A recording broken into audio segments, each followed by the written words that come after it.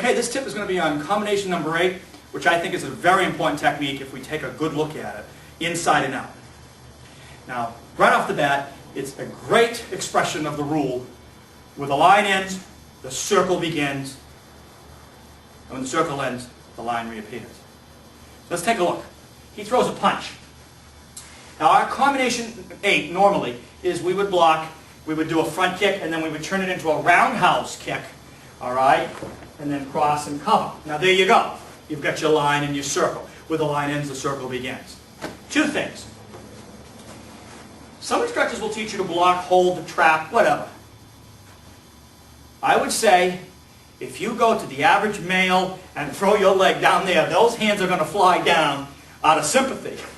Okay? If you're holding on tight, I'm going to hold his gi tight, and he flies down like that, he'll control my balance and maybe begin to move the fight in his direction from this position. I would recommend double blocking it out, and go to throw the kick where he'll use that hand to block, because that's the closest hand.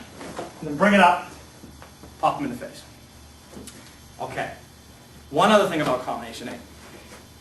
I'm doing it for defense. I can tell you from first-hand experience, it's an incredibly successful offensive technique that I've used in tournaments, which you'll see some pictures at the end of this. Okay, if he's on guard, move back. If he's on guard, and I throw the first kick, and I sell it, and I make him think that if he doesn't block, he's going to get seriously hurt, he has opened the way for a good roundhouse kick.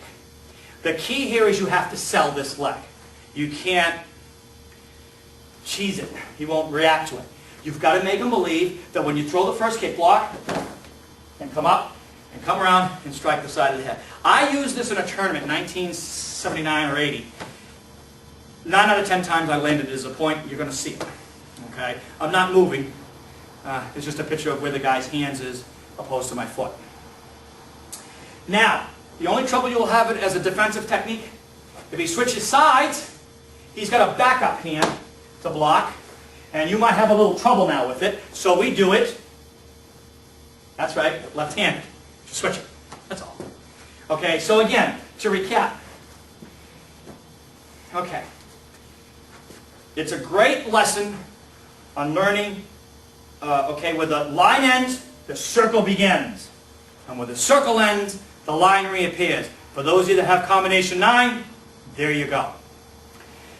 But I wanted to expand your horizons and show you, on guard like a fight, if you use it as an offensive technique, use it for offense instead of defense, you might find it's an exciting addition to your arsenal of offensive weapons. And it works like a charm if you sell the first kick. All right? And it just goes by the rule, line ends, the circle begins. Period. All right? There's combination 8 showing you that there are other ways to look at these techniques. You might not want to do them for defense. You might want to look at them as offensive techniques and see what you come up with. Okay? All right, that's your tip for now. You'll all see me as a young man doing this in a tournament, and then you'll see a very famous fighter that you might have heard of doing it in one of his movies. Okay, that's it for now. I'll see you in the next tip.